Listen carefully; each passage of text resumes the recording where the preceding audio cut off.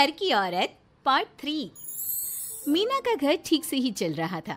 मतलब अब सास और बहू दोनों कमा रही थी, खुद की जिंदगी जी रही थी, मिलजुल कर रह रही थी। लेकिन कहते हैं ना, दुख के दिन नहीं टिके तो सुख के दिन कैसे। अरे मंगलू, कहाँ है? कितने दिनों से गांव नहीं आया माँ की खोज खबर लेने। तभी मीना आ जाती है। अरे दादी साहब, कैसे आना हुआ? बताया नहीं हम स्टेशन आ जाते। ये बोलते हुए मीना अपनी दादी सास के पैर छूने के लिए झुकती है कि दादी सास जोर की लात मारती है। बड़ी आई, कैसे आना हुआ? मेरे पति का मकान है ये। और तेरे बाप ने क्या दिया जो तू पूछ रही है, हैं? और ये क्या पहना है? न साड़ी न सर पर पल्लू, बात बात पर जबान खुलती है। दादी सास बोलना रोक ही नहीं रही थी। मीना को गुस्सा आने ही वाला होता है कि उसकी सास आ जाती है। क्या बात है मीना, कौन चिल्ला रहा है? मैं हूँ मंगलू की दुल्हन। बहुत चपर चपर कर रही है ये मीना बहू। इसकी जुबान पर लगाम लगवा ले।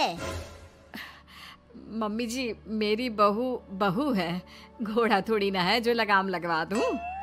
तभी वहां मंगलू यानी कि मीना का ससुर आ जाता है और मीना की सास को एक जोर का तमाचा लगा देता है। वाह, जुम्मा 2 दिन हुए नहीं कमाना शुरू किए, मेरी माँ के सामने होशियार बन रही है। मैंने बुलाया है माँ को, ये रहेंगी तो कम से कम इस घर की औरतें औकात में रहेगी। अरे जब से कमा रही है सर पर चढ़कर नाच रही है। चिंता ना कर मंगलू, मैं आ गई हूँ ना। दोनों को लाइन में लगा कर रखूंगी। दोनों बहू ने मेरे मंगलू की जिंदगी खराब कर रखी है। तभी वहां पोता यानी कि मीना का पति आ जाता है। पोता जो कि दादी का दीवाना था। दादी मुझे क्यों नहीं बताया कि आप आने वाले हैं? मैं गांव आ जाता कार लेकर आपको लेने। अरे तू तो जानता ही है, कार में बैठ नहीं पाती। पता नहीं, बहुत दिनों से लग रहा था कि तू और मंगलू परेशान है। आज मन नहीं माना तो आ ही गई मैं। देख, यहाँ आकर पता लग रहा है। क्या पता लग रहा है दादी? यहाँ तो सब ठीक है, किसी को कोई परेशानी नहीं है। क्यों माँ, क्यों मीना, क्या हो गया? इन दोनों को क्यों परेशानी होगी? इन लोगों ने तो परेशान करके रखा है। माँ और मीना के बारे में कैसी बात कर रहे हैं पापा? क्या हो जाता है आपको रह रहकर? तू तो खाना बना बना कर बेशर्म हो गया है, लेकिन मैं नहीं।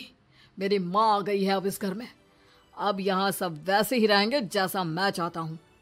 देख मंगलू, तेरी बहू काम करती है तो मुझे कोई लेना देना नहीं है, लेकिन मेरी बहू कोई दर्जी का काम नहीं करेगी। साफ साफ बोल रही हैं।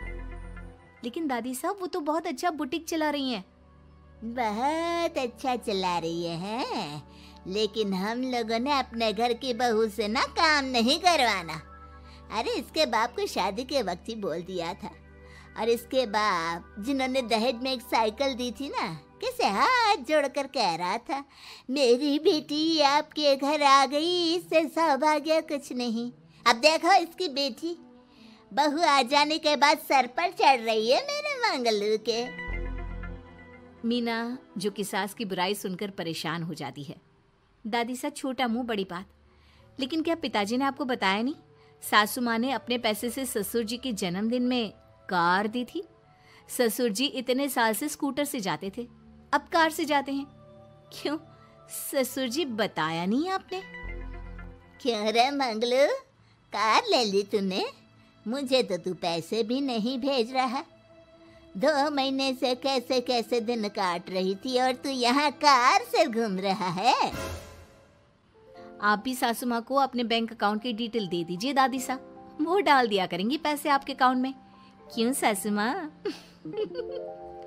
मंगलू यानी कि मीना का ससुर, जिसने अपनी माँ को गांव से सिर्फ अपनी बीवी को लगाम लगाने के लिए बुलाया था, ये सब देखकर जोर से चिल्लाता है। मीना बहू, चलो दादी सास आई है, यह नहीं कि खाने पीने का इंतजाम करे। अरे माँ, तू भी किन लोगों की बात में आ रही है? चल मेरे साथ मेरे कमरे में चल। ससुर अपनी माँ को लेकर कमरे में चला जाता है और दोनों बैठकर वैसे ही पंचायत शुरू कर देते हैं जैसे कोई बहू अपनी माँ से सास की बुराई कर रही हो। देख मंगलू, गलती तो तेरी ही है जो तूने घर की जनानियों को काम के लिए बाहर निकाला। दूसरे तेरे पापा को देखा था, कभी मुझसे फालतू बोलते। अरे मरते दम तक तेरा बाप मेरी मुट्ठी में रहा है, यही सिखाया था मैंने तुझे। क्या बोलूं माँ, जब से ये मीना बहू घर आई है ना, इसने घर का सारा इतिहास भूगोल बदल कर रख दिया है। उस तितली से तो मैं बाद में निपटूंगी, पहले तेरी वाली को तो ठीक कर दूं। अरे बहू क्या आ गई, खुद को टाटा अंबानी समझने लगी है। माँ देख, जो भी हो, इस बात को याद रखना कि हमारे घर की परंपरा क्या है। औरतों का औकात में रहना जरूरी है। अरे बहू के साथ मिलकर माँ ये बात उड़ती रहती है। बेटा देख, गलती तो तेरी भी है, क्यों तूने इसे काम करने की छूट दी। मारना भी कम कर दिया है तूने इसे, वरना पहले आती थी तो बहू का कोई ना कोई हिस्सा सूजा हुआ या काला ही दिखता था। देखकर तसल्ली मिलती थी कि तूने कंट्रोल कर रखा है। इस बार तो काला और सूजा छोड़, अच्छी खासी चमकती दिख रही है ये। अब क्या बताऊं माँ, गलती तो हो गई है। हाँ, वो कार देखकर पिघल गया होगा ना तू। अरे बेटा, औरतों को मुट्ठी में रखा कर। शान की साइकिल ज्यादा अच्छी कुत्ता बनकर कार चलाने से, समझा। मीना का ससुर अपनी माँ की बात को सुन रहा था।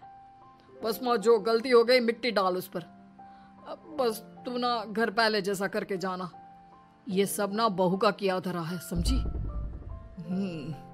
मतलब बहू को ठीक करना है तो बहू की बहू को लगाम लगाना होगा, ठीक है। दोनों माँ बेटा बातें करके सो जाते हैं। सोने के बाद अगली सुबह मंगलू की बीवी यानी कि मीना की सास, माँ जी उठिए, ये लीजिए गर्म पानी और ये दादुन। चलिए तो याद रहा तुझे, वरना मैंने तो सोचा था कि बहू के चक्कर में पागल ही हो गई होगी बिल्कुल। अरे बहू के चक्कर में पागल होने का क्या मतलब होता है माँ जी। उसने मुझे मेरे पैरों पर खड़ा होना सिखाया है। मैं तो कहती हूँ उसके जैसी मेरी बेटी होती ना तो शायद मैं बहुत पहले जीवन का मतलब समझ चुकी होती। तो दादी सास को समझ में आ जाता है कि सारा मामला मीना पर जाकर ही ठीक होगा। वो सोच लेती है कि अपनी बहू को छोड़कर पहले मीना को सही करना है। फिर अगले रोज, अरे मेरे पोते के पास तो मेरे पास बैठने का वक्त भी नहीं है, हैं? अरे कैसी बात करती है दादी, तेरे लिए तो मैं नौकरी भी छोड़ दूं। नौकरी नहीं, तू ना बीवी छोड़ दे, खुश हो जाऊंगी मैं।